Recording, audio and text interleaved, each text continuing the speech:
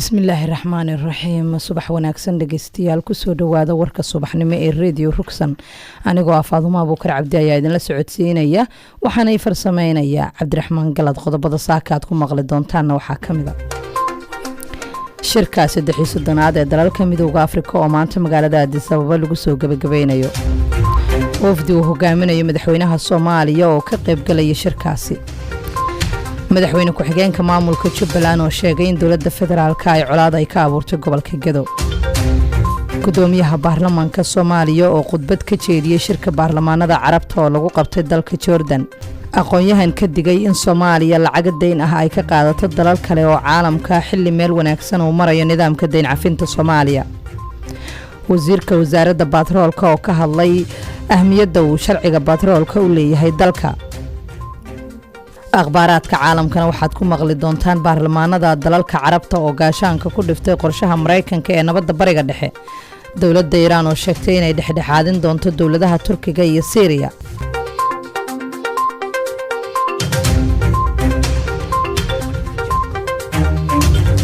subax wanaagsan dhegeystayaal mar kale meel walba aad joogtaan waa subax axad taariikhduna waxay ku beegan tahay 9 Febraayo sanada 2020 markana ku soo dhawaada qodobadii aad maqasheen oo faahfaahsan shirka 3 ee dalalka midowga Afrika ayaa maanta magaalada Addis Ababa lagu soo gabagabeynaya shirkaasi ayaa waxaa ka qayb galay wafdi uu hogaaminayo madaxweynaha Soomaaliya Maxamed Cabdullaahi Farmaajo oo mulqeer Abuukar Cumar ayaa warkan inoo faahfaahinaysa madaxweynaha Soomaaliya Maxamed Cabdullaahi Farmaajo ayaa shalay qiligin dambe ka qayb galaya shirka meertada 33 ee shirka madaxda dalalka ku midowga Afrika ee ku qabsoomay Addis Ababa shirkan oo shalay galinkii dambe ka furmay ayaa laga arinsanayaa sidii xal waara looga gaari lahaa khilaafka siyaasadeed ee ka taagan koonfurta Suudaan fadhi gaar ah oo madaxda urur goboleedka IGAD ay ku garfeenayeen xaaladda dalka koonfurta Suudaan ayaa soo gabagaboobay waxayna madaxdu isku xog wareysteen miradhalka dadaalka heer gobol iyo heer qaaradeed ee lagu nabadeynayo dalkaasi midowga Afrika shirka midowga Afrika ee sanadlaha ah ayaa maanta lagu soo gabagabeyn doonaa magaalada Addis Ababa ee caasimadda dalkaasi Itoobiya madaxweynaha Jamhuuriyadda Federaalka Soomaaliya waxaa shirkaasi ku helinaya wasiirka arrimaha dibadda wasiir dawlaha madaxtooyada iyo agaasimaha madaxtooyada Soomaaliya iyo safiiro gudoomiyaha baarlamaanka Soomaaliya ayaa waxa uu khudbad ka jeediyay shirka baarlamaanada Carabta oo lagu qabtay dalka Jordan sidoo warkan ku faahfaahinayo onkadaadan shirka 3 ee midowga baarlamaanada adduunka qaybtiisa Carabta oo ka dhacay dalka Jordan caasimadiisa Ammaan waxa looga hadlay xaaladda dalka Falastiin gaar ahaan heshiiskii qarniga uu dhawaan saxay madaxweynaha Mareykanka gudoomiyaha golaha shacabka ee baarlamaanka Jamhuuriyadda Federaalka Soomaaliya Maxamed Mursal Sheekh Cabdiraxmaan iyo wafdi uu hogaaminayo oo Soomaaliya ku matalay shirka ayaa jeediyay khudbad uu dhinacyo badan kaga hadlay waxyaabaha uu aadka uga hadlay kamid ah qadiyadda Falastiin iyo in lama taabtaan ay tahay madax banaanida dadka iyo dalka Falastiin iyo sidoo kale in dhammaan dalalka Islaamka ay mas'uuliyad ka saaran tahay u doodida xaq ay Falastiiniintu leeyihiin sidoo kale guud ahaan madaxda shirka ka hadashay ayaa sheegay inay ka soo horjeedaan heshiiskii qarniga oo saxay madaxweynaha Mareykanka Donald Trump waxayna ku tilmaameen mid aan sharci ahayn ugu dambeyntii waxaa shirka laga soo saaray warmutiyada ka kooban dhowr qodob oo ay ka mid yihiin in marka hore Falastiiniinta ay dhaxdooda heshiiyaan iyo in boqortooyada Urdun ay mas'uuliyad iska saarto ilaalinta goobaha cibaadada ee ugu horeeya masjidka barakeysan ee Al-Aqsa mid ka mid ah aqoonyahanada Soomaaliyeed ayaa waxa uu ka digay in Soomaaliya lacag deen ah ay ka qaadato dalal kale oo caalamka xilli meel wanaagsan uu marayo nidaamka deyn cafinta Soomaaliya Ilyas Daawud Xasan ayaa inoo faahfaahinaya warkaas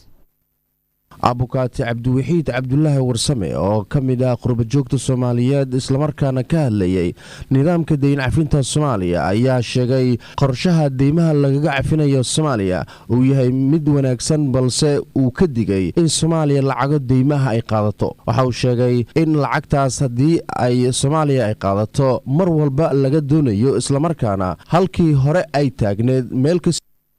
karto waxaana uu sheegay in loo baahan yahay in madaxda dawladda federaalka Soomaaliya in ay dib isugu laabtaan isla markaana ay eegaan xaaladda guud ee dalka iyo waliba aanay ku degdegin in lacaga deymaha ay ka soo qaataan dalalka kale caalamka iyadoo oo aan la bixin lacagii hore ee Soomaaliya lagu lahaa lacagahaas oo uu sheegay in dawladdii dhexe xilligeeda ay soo qaadatay isla markaana mashaariic kala duwan dalka laga hirgeliyay waxaana uu sheegay in xubno hore xilal uga soo qabtay dalka ay darseen xaaladda maaliyadeed ee dalka islamarkaana xilligan aysan ahayn xilli ay ku habboon tahay in soomaaliya lacaga deymaha ay qaadato. dhaqaale kastoo hadda lagu siiyo haddii deyn intii lagaa cafiyo dhaqaale hadda lagu furo micnaheedu waxa weeye dalku ma lahan dal isku xiran maahan yacni lacag baa lagaa rabaa bil kastaba inaad celisid oo marka deyntan cusub lagu furaayo bil kastaba waxaa laga yaabaa 40 milyan 50 milyan 60 milyan in lagaa rabo inaad celisid oo ah repaymentgaas aad bixinaysid. dalka hadda meesha kaliya dakhliga laga qaadaa waa xamar weeye 1 bilyan oo canshuura intii la soo qaado yani investment intii la soo qaado lacagtaas yaa see loo qaybsanayaa. Puntland federal tax waxba kuma darsato, galmudug waxba kuma darsato, hirshabelle kuma darsato, Somaliland kuma darsato. lacagtaas bay qayb ka qaadanayaan waxna ka bixin mayaan. marka waa fiican tahay, waa tallaabo la qaaday in dalka laga cafiyo. haddana inta la raba inay deyn ahaan u qaataan haddaba dalka way gashaa iyadoo si kala ahay $1 billion $2 billion baa xasan sheekh waqtigiisii geli jiray dalka. haddaynu ka faa'iidaysan weynay lacagtii hadda gelaysay madaxweynihii hore intuba waa ka deeriyeen waqtigan in la qaato. waa wax un hadda siyaasad lagu durbaan loogu tumayo ma ogiyo god kale dalka ku sii ridaysaa lacag aad maamuli karin oo lagu siiyo aadana interestkeeda bil kasta laga rabo 50 milyan 60 milyan. waddooyinkii dambe ayaa waxaa jira qorshe madaxda dowladda federaalka iyo wasaaradda maaliyaddu ay wadeen ee ku aadan in dalalka caalamka ee deymaha ku leh Soomaaliya gebi ahaanba lacagahaasi deymaha ay cafiyaan si Soomaaliya lacaga kale u soo qaadato islamarkaana maalgashi ay uga samayso gudaha dalka. wasiirka wasaaradda batroolka ayaa ka hadlay ahmiyadda uu sharciga batroolka u leeyahay dalka. cabdirashiid maxamed axmed wasiirka wasaaradda batroolka xukuumadda federaalk Soomaaliya ayaa waxa uu sheegay in sharciga batroolka uu muhiimad gaar ah u leeyahay wax soo saarka kheyraadka dalka. laga soo bilaabo golihii ansixintii golaha wasiirada iyo ansixinta golaha shacabka ee Jamhuuriyadda Federaalka Soomaaliya bishii May 20keedii 2019 kadibna waxaa loo gudbiyay aqalka sare. aqalka sarena wuxuu gudbiyay sanadkan bishan Janaayo 5teedii 2020. sharciga wuxuu sharci ku yahay saxiixa madaxweynaha isla markaasna waxaan rajaynaynaa sida u dhaqsiga badan leh in loogu gudbiyo faafinta rasmiga si loogu soo saaro markii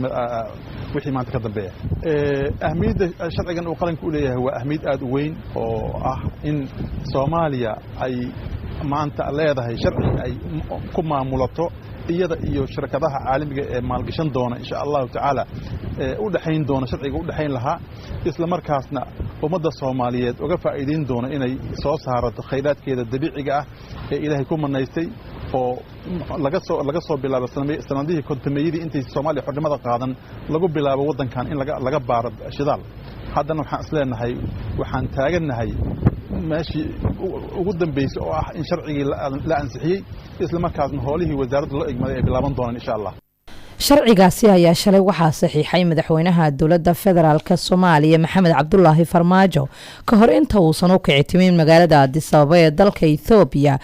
oo uu ka jiro shirka 3-soddonaad ee dalalka midowga Afrika oo maanta magaalada Addis Ababa lagu soo gabagabeeyay isla markaana ka furmaya.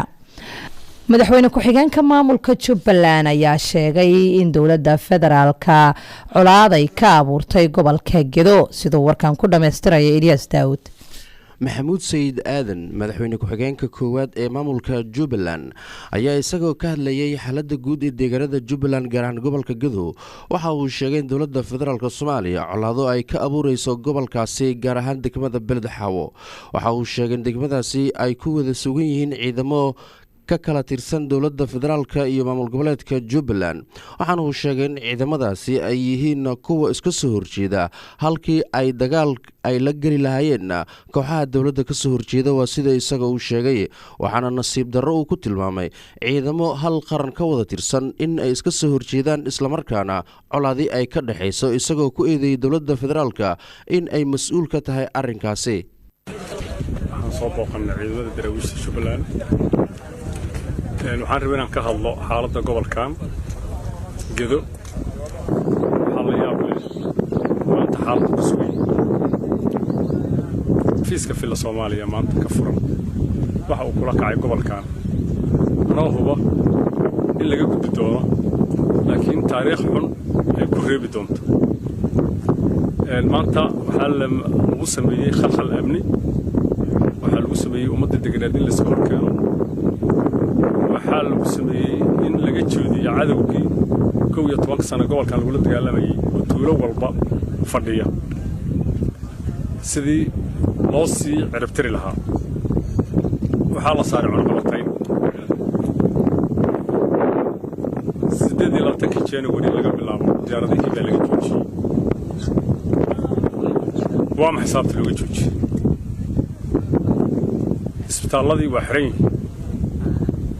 shacabkii daawo ma leh ninaan kartoon daawaa ku siinayn hay-adihii caalamka oo dalkani dadkan wax ka qabanaya noo soo gurmayn khalkhal amni iyo khalkhal maamul baa lagu sameeyey waa ka guureen gobolka garoomadina waa laga xiray waa yeeladii dadkii maxay ahayd umulihii dadkii dhalayay shacabkii dhibaato bini'aadanimo ka dhalatay mas'uuliyadda cidda leh oo ku xisaabtamay dadka gobolkan degan iyo ummadda Soomaaliyeed kama qarsoono mas'uuliyadda dowladda goboleedka Jubbaland kama qarsoono maxamuud sayid aadan madaxweyne ku-xigeenka koowaad ee maamulka Jubbaland ayaa waxa uu sheegay in loo baahan yahay in midowga Afrika iyo dowladaha kale ee daneeya arrimaha Soomaaliya in il gaar ay ku hayaan xaaladda Soomaaliya gaar ahaan gobolka Gedo oo uu sheegay in dowladda federaalka faragelin ay ku hayso sidii isaga hadalku u dhigay waxaana uu sheegay in deegaano iyo degmooyin ka tirsan gobolkaasi oo ay joogeen ciidamo ka tirsan Jubbaland ay la wareegtay dowladda federaalka isla markaana taasi ay qayb ay ka tahay dhibaatooyinka dowladdu halka ay ka wado ha yeeshee muddooyinkii dambe ayaa waxaa jiray dhaqdhaqaaqyo ciidan oo ka jiray gobolkaasi Gedo waxaana deegaano ka tirsan gobolkaasi gaaray ciidamo ka tirsan dowladda federaalka waxaana xukuumadda federaalka Soomaaliya ay ku tilmaamtay sababta loo geeyay ciidamada dowladda gobolka Gedo in ay qayb ay ka tahay sugidda nabadgelyada ee gobolada dalka mahadsanid Ilyas halkaad warkaasi subaxnimo kala socotaana dhageystayaal waa radio Rugsan 94.4 megahertz markana akhbaaraadkii caalamka ururka baarlamaanada carabta ee APU waxa ay shalay u codeeyeen in ay ka soo horjeedaan qorshaha madaxweynaha Mareykanka ee Trump ee lagu magac daray heshiiska qarniga madaxda baarlamaanada carabta waxay halkaasi ku sheegeen shirkooda soddonaad ee degdega ah ee uga socda caasimada dalka Urdun ee Cumaan sida ay baahisay wakaalada wararka ee dowladda Urdun ee Petra News Agency shirkaasi waxaa ka soo qayb galay wakiilo ka kala socday baarlamaanada 20 wadan oo carbeed gabagabada kulankaasi waxa uu waafayeenka aqalka hoose baarlamaanka dalka Cumaan Atiif Trawen sheegay in arintani Falastiin way wajahayso xaaladihii ugu dhibka badnaa gaar ahaan haysashada Israa'iil ee dhulka Falastiin iyadoo badbaado ka haysato dowladda Mareykanka afayeenka aqalka hoose baarlamaanka dalka Cumaan Atiif oo madax u ah ururada baarlamaanada carabta ee APU waxa uu tilmaamay inaysan jiri doonin wax xal ah iyada oo aan la helin dowlad Falastiin oo caasimadeedu ay tahay bariga Qudusta la haysto iyo xuduudihii la jeexay sanadii 1967 dhinaca kale gudoomiyaha golaha qaranka Falastiin Salim Sanuun oo ka hadlay shirkaasi waxa uu sheegay in indisaha Mareykanka uu meesha ka saarayo xaqa ay qaxootiga reer Falastiin u leeyihiin inay dib ugu soo laabtaan deegaanadoodii hore iyo inay Mareykanku aqoonsadeen magaalada Qudusta la haysto inay tahay caasimada Israa'iil dowladda Iiraan ayaa sheegtay inay dhexdhexaadin doonto dowladaha Turkiga iyo Syria wasiirka arrimaha dibadda ee dalka Iiraan Maxamed Javad Sharif ayaa sheegay in ay diyaar u yihiin inay taageero ka geystaan xal u helista khilaafka u dhaxeeya dowladaha Syria iyo Turkiga ee ku aadan colaadda 9 sano jirsatay ee dalka Syria wasiir Sharif waxa uu hadalkiisa ka sheegay kulan uu la yeeshay ergeyga qaaska ee qaramada midoobay qaabilsan arrimaha dalka Syria gair bederson oo shalay booqasho ku tagay caasimada dalka iiraan ee Tehraan.